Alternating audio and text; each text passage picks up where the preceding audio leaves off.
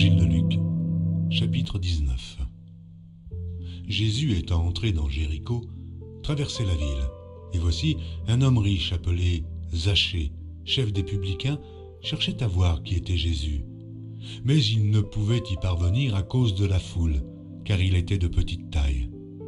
Il courut en avant et monta sur un sycomore pour le voir, parce qu'il devait passer par là.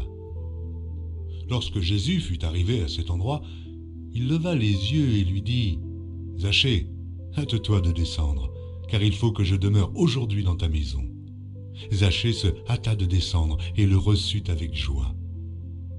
Voyant cela, tous murmuraient et disaient « Il est allé loger chez un homme pécheur. » Mais Zachée, se tenant devant le Seigneur, lui dit « Voici, Seigneur, je donne aux pauvres la moitié de mes biens, et si j'ai fait tort de quelque chose à quelqu'un, je lui rends le quadruple. » Jésus lui dit « Le salut est entré aujourd'hui dans cette maison, parce que celui-ci est aussi un fils d'Abraham, car le Fils de l'homme est venu chercher et sauver ce qui était perdu. » Il écoutait ces choses, et Jésus ajouta une parabole, parce qu'il était près de Jérusalem et qu'on croyait qu'à l'instant, le royaume de Dieu allait paraître.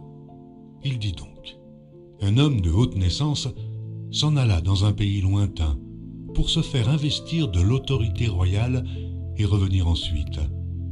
Il appela 10 de ses serviteurs, leur donna 10 mines et leur dit « Faites-les valoir jusqu'à ce que je revienne. » Mais ses concitoyens le haïssaient, et ils envoyèrent une ambassade après lui pour dire « Nous ne voulons pas que cet homme règne sur nous. » Lorsqu'il fut de retour, après avoir été investi de l'autorité royale, il fit appeler auprès de lui les serviteurs auxquels il avait donné l'argent, afin de connaître comment chacun l'avait fait valoir.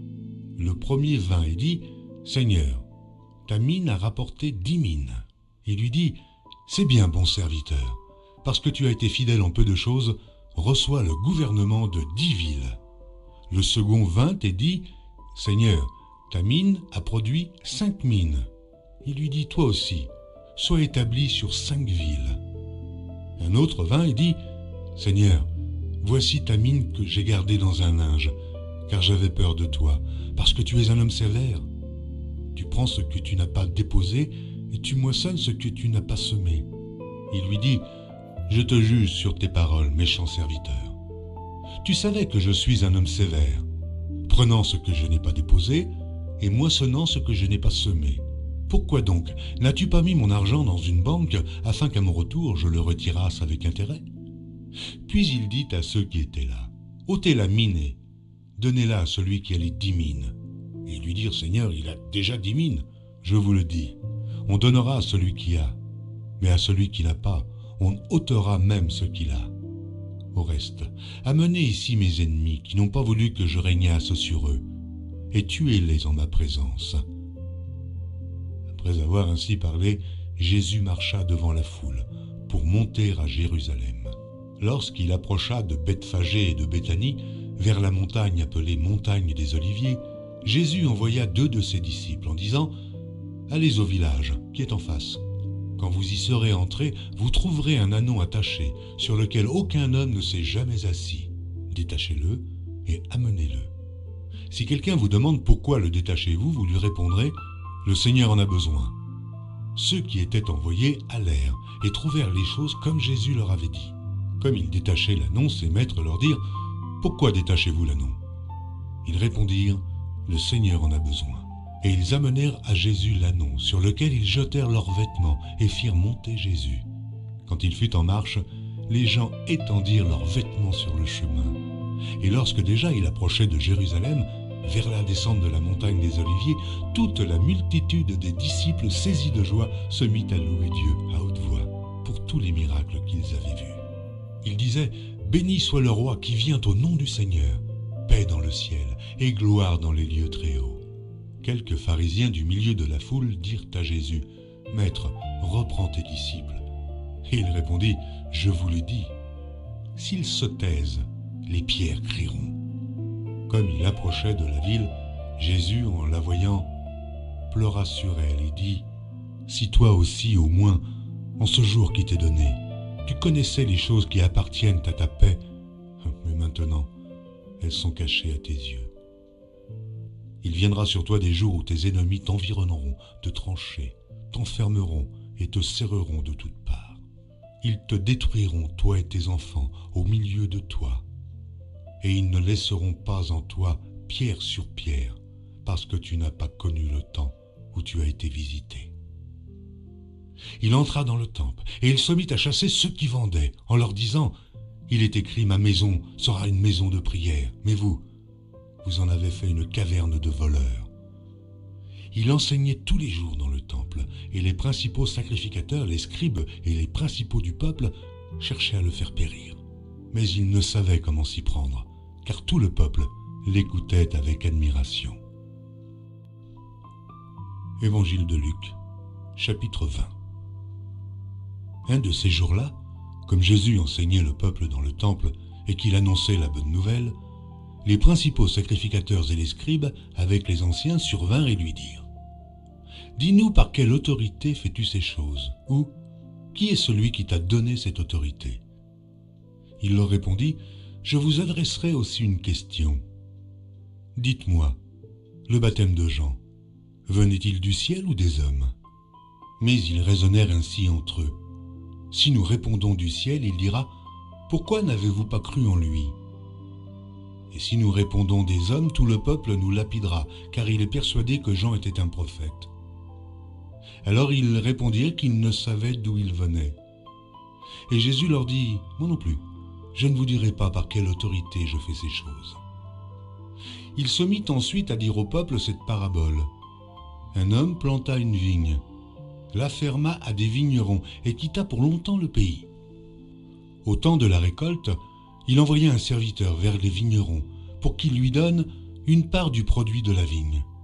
Les vignerons le battirent et le renvoyèrent à vide. Il envoya encore un autre serviteur, ils le battirent, l'outragèrent et le renvoyèrent à vide. Il en envoya encore un troisième. Ils le blessèrent et le chassèrent.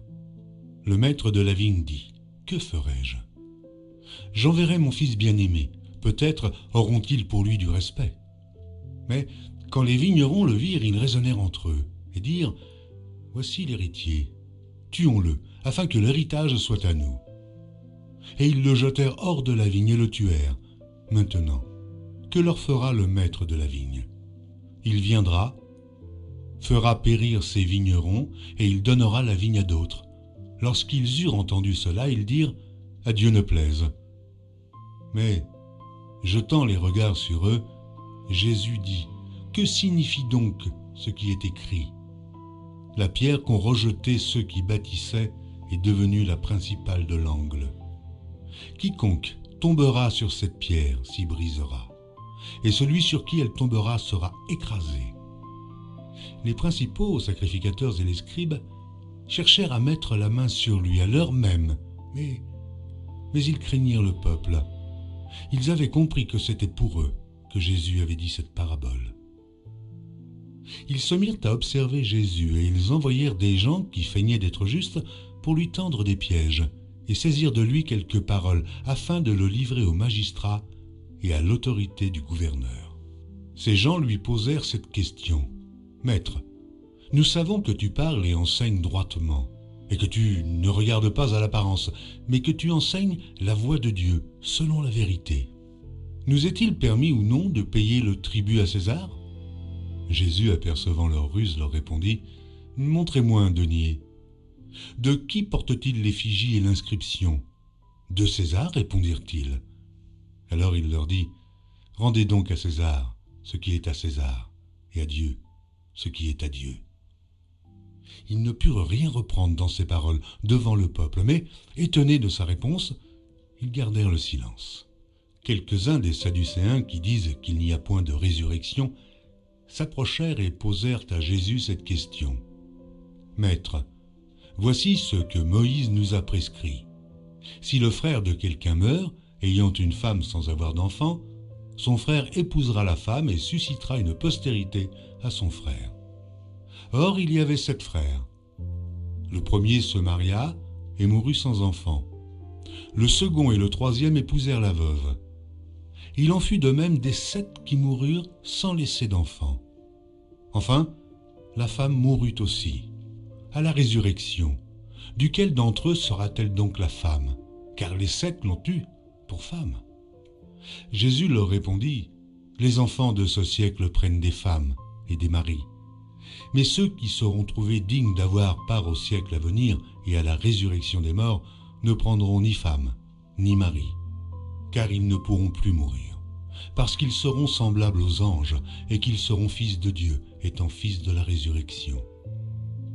Que les morts ressuscitent, c'est ce que Moïse a fait connaître quand, à propos du buisson, il appelle le Seigneur le Dieu d'Abraham, le Dieu d'Isaac et le Dieu de Jacob. Or, Dieu n'est pas un Dieu des morts, mais des vivants, car pour lui, tous sont vivants.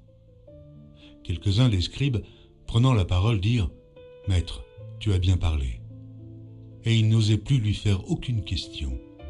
Jésus leur dit « Comment dit-on que le Christ est fils de David ?» David lui-même dit dans le livre des psaumes « Le Seigneur a dit à mon Seigneur, assieds-toi à ma droite, jusqu'à ce que je fasse de tes ennemis ton marchepied. » David donc l'appelle Seigneur. Comment est-il son fils? Tandis que tout le peuple l'écoutait, il dit à ses disciples, « Gardez-vous des scribes, qui aiment à se promener en robe longue, et à être salués dans les places publiques, qui recherchent les premiers sièges dans les synagogues et les premières places dans les festins, qui dévorent les maisons des veuves et qui font pour l'apparence de longues prières. Ils seront jugés plus sévèrement. »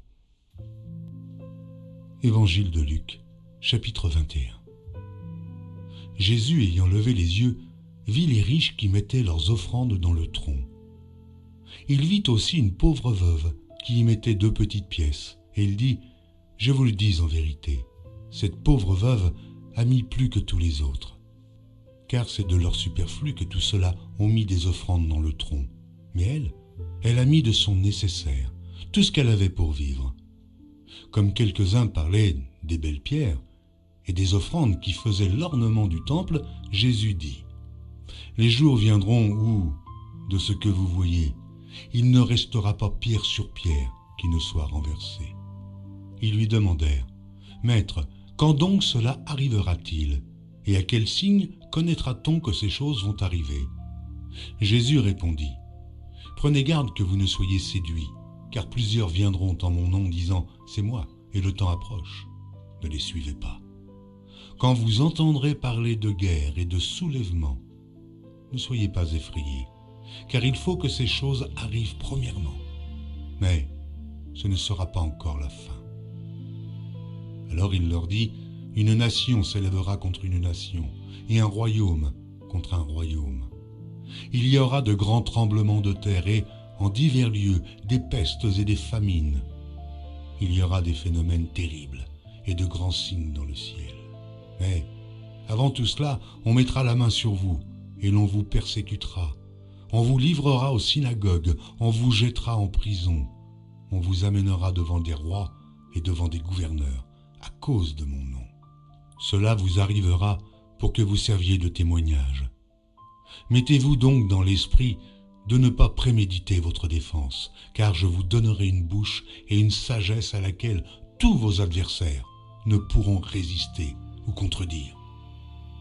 Vous serez livrés même par vos parents, par vos frères, par vos proches et par vos amis, et ils feront mourir plusieurs d'entre vous.